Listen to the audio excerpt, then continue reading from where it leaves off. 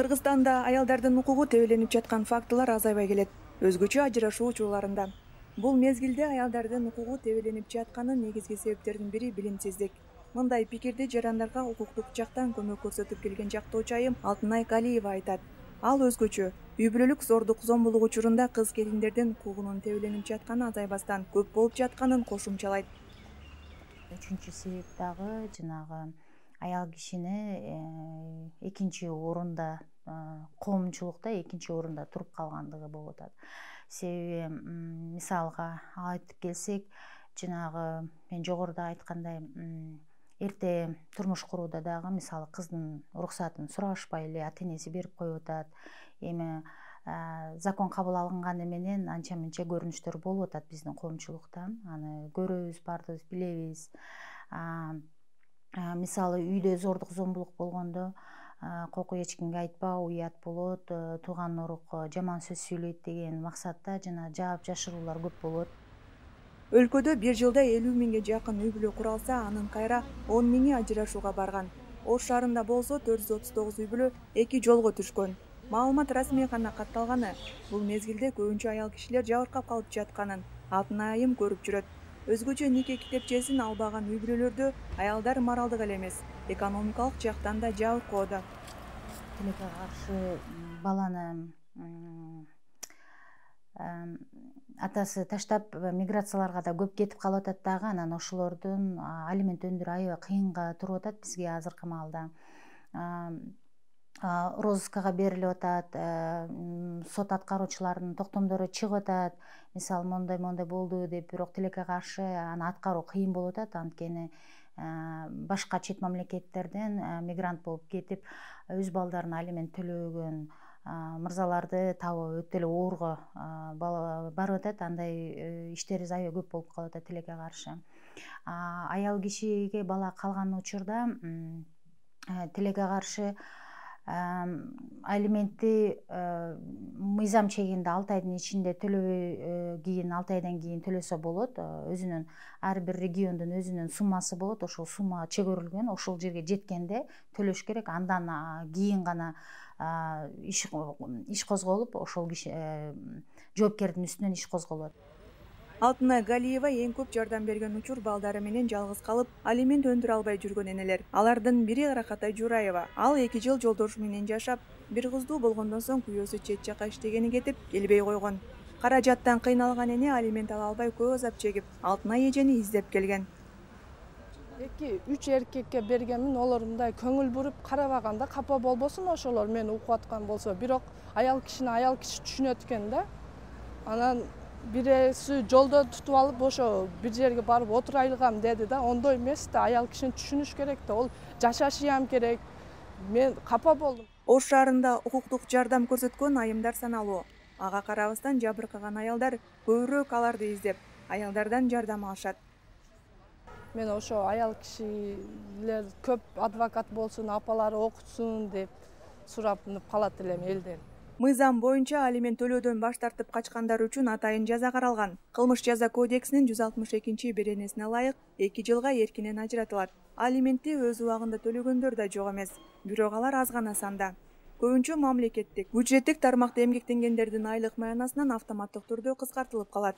Алимент төлөөдөн качып, кайрадан жарашып алган түгөйлөр дагы кездешпей койбойт. Бирок жарашканына албетте сүйүнөбүз. Себеби балдар жетим калбасын, албетте үй бүлө бүтүн болгону бизди кубандырып келет. Бирок негизги орус тилинде айтканда умысел, биздин кыргыз тилинде айтканда ниети алимент төлөбөө максатында кайра жарашып атканы мени бир аз өкүндүрүп келет.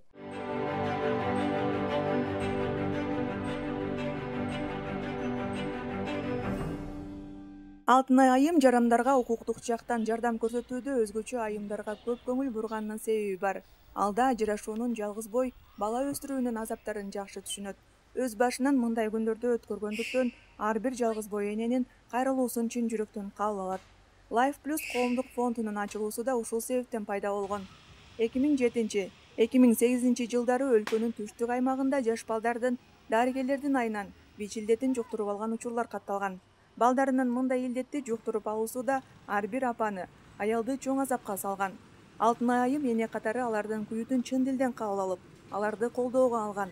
Себеби анын да уулу дарыгерлердин шалаакылыгынан өзгөчө баш оорусуна чалдыгып, өмүр бою аярлуу катмарга айланган эле.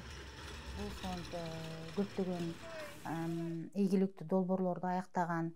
Жана вичилдети жашыруун болгон үчүн биз башка мекемелерге окшоп өзүбүздү пиар кылып, өзүбүздү ачыкка айтып, анан балдарыбыздын сүрөтүн коюп, же болбосо кылган иш чараларыбызды ачык айкын айтышыбыз бир аз оорулукка жатат. Себеби бул оору жашыруун сакталыш керек, сыр бойдон калыш керек. Мисалы башка дене мүмкүнчүлүгү чектелген же көзү азиз же жакшы укпаган жарандарды, майыптарды мисалы ачыкка эле чыгарып көрсөтсө болот. Рак илдетине чалдыккандарды ачык алар интервью бере алышат, кандайдыр бир оюн зоокторго катыша алышат, кандайдыр бир мероприятияларды өткөрүп, бир масштабтуу түрдө марштарды кыла алышат. Тилекке каршы бул ВИЧ илдетине жабыркаган адамдар андай кыла албайт. Үй бүлөдө бала туруп, аны тарбиялоодон тартып, ар бир майда нерсеге чейин маани берүү кыргыз менталитетине ылайык жалгыз апага жүктөлүп, турмуштун оор азаптарында жалгыз аял тартып келери жашоодогу чындык.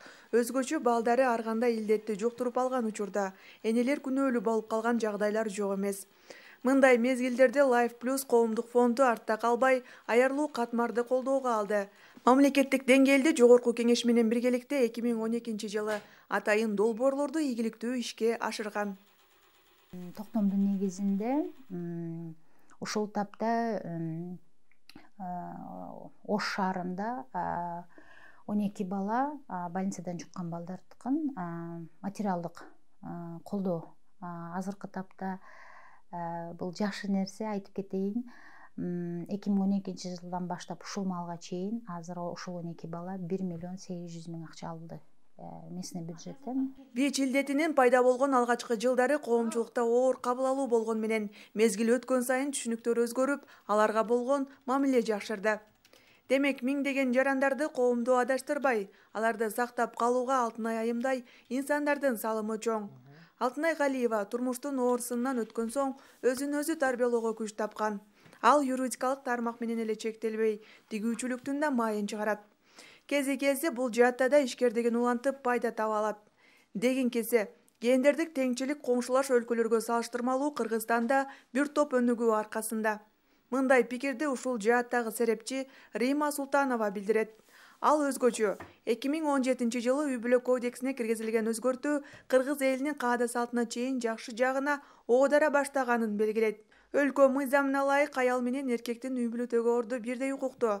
Бирок чыныгы жашоодо баары бирдей эмес болуп, мырзаларга көбүрөөк таш огон.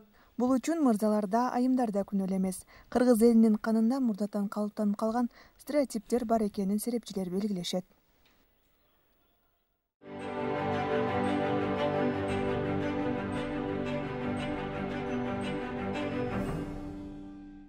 Тамырын карап чыксак, бул болсо эркек аял киши чогуу отуруп, чогуу бир маселени көтөрүп, чогуу чечкенге аракет кылуу, ошого жеткизгенгечи. Мисалы, көбүнчө азыр биз кантип карап чыгабыз? Эркектерге баарын жоопчакта илип коебуз да. Өзү чечсин, өзү айтсын, бирдемке туура эмес болсо сен өзүң айткансың деп. А мен болсо аял баш болуп, сени мындай подчинение деп коебуз да, мындай подчинение болуп жүрө берейин дейт да.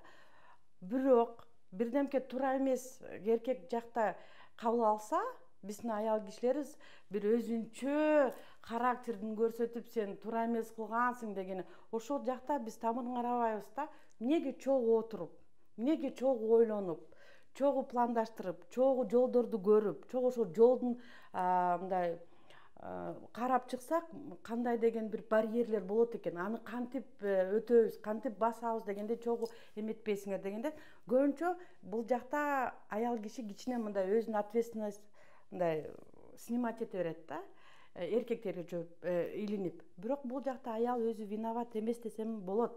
Эркек деле өзүн мындай биз мындай бул туура эмес деп айта албайбыз. Бул болсо стереотип. Ар кандай талашууларга карабастан 2012 жылы 2020 жылга чейин гендердик теңчиликке жетишүү боюнча Кыргыз Республикасынын улуттук стратегиясы кабыл алынган. Бирок мамлекетте коюлган улуттук иш-чаралар толук аткарылып, иш жүзүнө ашырылгандыгы боюнча азырынча маалыматтар айтыла элек.